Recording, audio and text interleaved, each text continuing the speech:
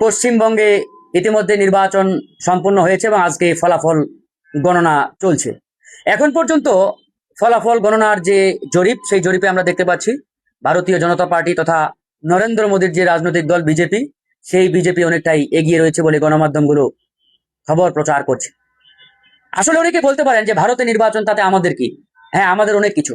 যেহেতু আমাদের বর্ডারের বড় একটা অংশ পশ্চিমবঙ্গের সাথে জড়িত, সেই জায়গাতে পশ্চিমবঙ্গের নির্বাচনে ইতিবাচক নেতিবাচক ফলাফলের উপরে বাংলাদেশের রাজনৈতিক অঙ্গনে অনেকটাই প্রভাব তৈরি হয় এবং প্রভাব রয়েছে। এটি বিগত সময়েও ছিল, এখনো আছে, ভবিষ্যতেও থাকবে। এখন ভারতের পশ্চিমবঙ্গের রাজনৈতিক যে লড়াই, এই লড়াইয়ে দেখা যায় এবার তৃণমূল কংগ্রেস তথা মমতা ব্যানার্জির রাজনৈতিক দলের অবস্থা অনেকটাই নেতিবাচক এবং বিজেপির অবস্থা অনেকটাই ভালোর দিকে।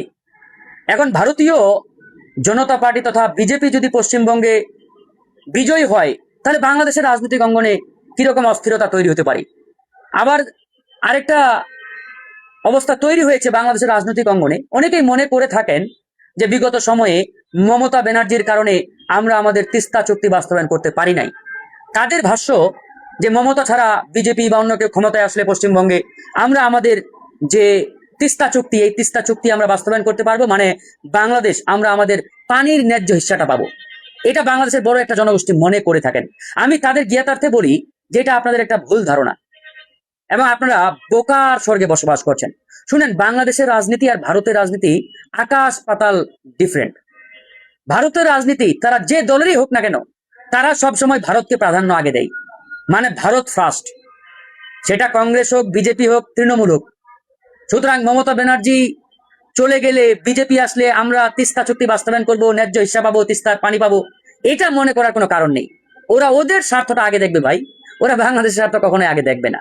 এটা গেল একটা পয়েন্ট।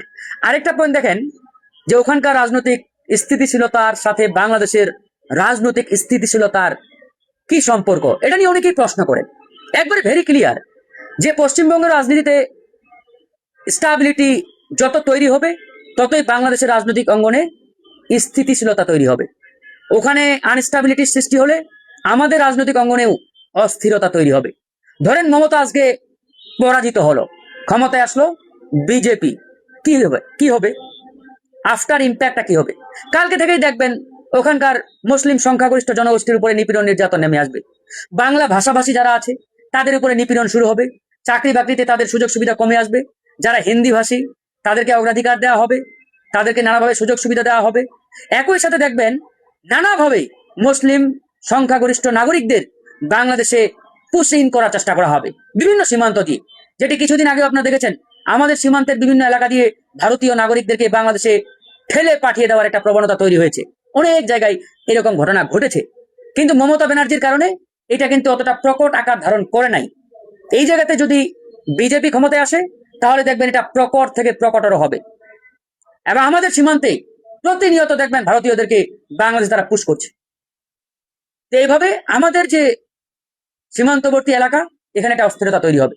দুই দেশের রাজনৈতিক অঙ্গনে অস্থিরতা তৈরি হবে, আর এটার প্রভাব সবচাইতে নেতিবাচক ভাবে বাংলাদেশের রাজনৈতিক অঙ্গনে পড়বে।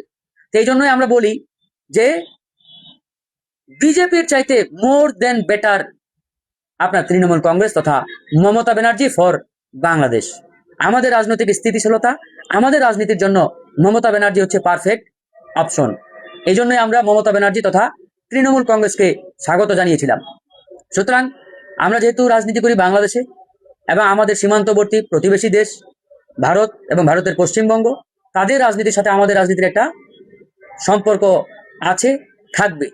তবে এই সম্পর্কটা যাতে তিক্ততা কিংবা ওই পর্যায়ে না যায়, এটাই আমাদের কাম্য। যেই জিতুক আমরা ধন্যবাদ জানাই, তবে নির্বাচন অবাধ সুষ্ঠু হওয়াটা জরুরি। বিগত সময়ে আমরা দেখেছি যে ভারতের নির্বাচনগুলো অবাধ সুষ্ঠু ছিল। এবারে নির্বাচনেও খুব একটা সহিংসতা হয় নাই, তবে আজকে নির্বাচনের ফলাফলকে কেন্দ্র করে অসংখ্য জায়গায় আপনার অগ্নিসংযোগ, ভাঙচুর, এরকম মারামারি, হানাহানি শুরু হয়েছে। গণমাধ্যমগুলোতে আমরা দেখতে পাচ্ছি ফলাফলকে আপনার পাল্টে দেওয়ার জন্য। তো এরকম হলে এটা সত্যি দুঃখজনক হবে, এটা আসলে কোনোভাবেই কাম্য হবে না। তো যাই হোক, যেই জিতুক তার জন্য আমাদের শুভকামনা।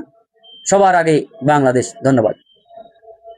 প্রিয় দর্শক, পশ্চিমবঙ্গের বিধানসভা নির্বাচনে ভোট গণনা শুরু হয়েছে এবং গণনায় বড় ব্যবধানে এগিয়ে আছে, জয়ের সুবাতাস পেতে শুরু করেছে ভারতীয় জনতা পার্টি বা বিজেপি। অন্যদিকে 1.5 দশকের চেনা দুর্গ হাতছাড়া হওয়ার আশঙ্কায় এখন কোণঠাসা হয়ে পড়েছে তৃণমূল কংগ্রেসের মধ্যে। সামাজিক যোগাযোগ মাধ্যম এক্সে রাজ্যে বিজেপির ইউনিটে পোস্ট করেছে খেলা শেষ। তৃণমূলের নেতা অনুব্রত মণ্ডল 2021 সালে নির্বাচনের আগে খেলা হবে স্লোগান দিয়েছিলেন, যা সেই সময় ব্যাপক ভাইরাল হয়েছিল। তবে মুখ্যমন্ত্রী মমতা ব্যানার্জিকেও এই স্লোগান একাধিকবার ব্যবহার করতে দেখা গেছে। ধারণা করা হচ্ছে যে সেই স্লোগানের জবাবে বিজেপি আজ খেলা শেষের বার্তা দিচ্ছে।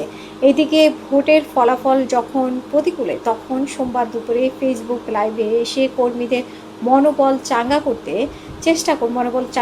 চেষ্টা করলেন মমতা বন্দ্যোপাধ্যায়। ভিডিও বার্তায় তাকে কিছুটা চিন্তিত দেখা গেলেও তিনি দাবি করেন যে বিজেপি এগিয়ে থাকার খবরগুলো আগে দেখানো তাদের একটি সুপরিকল্পিত কৌশল বলে মমতা ব্যাখ্যা করছেন। তিনি অভিযোগ করেন যে প্রায় 100টি স্থানে গণনার কাজ রহস্যজনকভাবে বন্ধ রাখা হয়েছে এবং কল্যাণীতে 60টি ইভিএম মেশিনের কারচুপির প্রমাণ পাওয়া গেছে। মমতা বন্দ্যোপাধ্যায় হাত জোর করে তার দলীয় প্রার্থী ও গণনা কেন্দ্রের এজেন্টদের উদ্দেশ্যে দয়া করে কাউন্টিং এজেন্ট ও প্রার্থী কেন্দ্র ছেড়ে আসবেন না, শেষ পর্যন্ত লড়াই চালিয়ে যাবেন, এমন বার্তায় তিনি দিচ্ছেন। তারপরেও বিজয় উল্লাসে ফেটে পড়ছে পশ্চিমবঙ্গের বিজেপি নেতারা এবং পশ্চিমবঙ্গের তৃণমূলের একাধিক কার্যালয়ে হামলা এবং অগ্নিসংযোগ শুরু করেছে। ভারতের পশ্চিমবঙ্গের বিধানসভায় নির্বাচনী গণনার মাঝেই মমতা ব্যানার্জির কার্যালয়ে হামলা ও অগ্নিসংযোগের অভিযোগ উঠেছে বিজেপির কর্মীদের সমর্থকদের বিরুদ্ধে। এবং এছাড়া বরানগরের 15 নম্বর ওয়ার্ডে তৃণমূলের কার্যালয় দখলের অভিযোগ উঠেছে। জামালপুরে শাসক শিবিরের কার্যালয়ে আগুন লাগানোর অভিযোগ উঠেছে গেরুয়া শিবিরের বিরুদ্ধে এবং জামুরিয়া বিধানসভায় চুরুলিয়া গ্রামে তৃণমূল কংগ্রেসের দলীয় কার্যালয়ে ভাঙচুর করার খবর পাওয়া গেছে। দেওয়া হয়েছে আগুনও, এমনটা অভিযোগ উঠেছে এবং তৃণমূলের অভিযোগে বিজেপির দিকে এবং বীজপুর এবং নয়াপাড়াতেও তৃণমূলের প্রার্থী আক্রান্ত হয়েছেন বলে অভিযোগ করেছে দলটি। এইভাবেই হামলা চলছে তৃণমূল কংগ্রেসের উপরে। এইদিকে বিজয় উল্লাস করছে বিজেপি এবং জয়ের বার্তাও দিচ্ছে। তো সব মিলিয়ে আমরা যতটুকু জানি শেষ পর্যন্ত 195 আসন হচ্ছে বিজেপি পেয়েছে এবং মাত্র 94 আসন পেয়েছে তৃণমূল কংগ্রেস। সো আমরা ফলাফলের অপেক্ষায় থাকলাম। भैया लड़ाई ना अब तो फिल्म में डूबे तुम्हें বলতে কিন্তু না এই মোবাইলটা কার আমাদের বাংলাদেশে বিভিন্ন সেক্টরে কাজ করার জন্য অনেক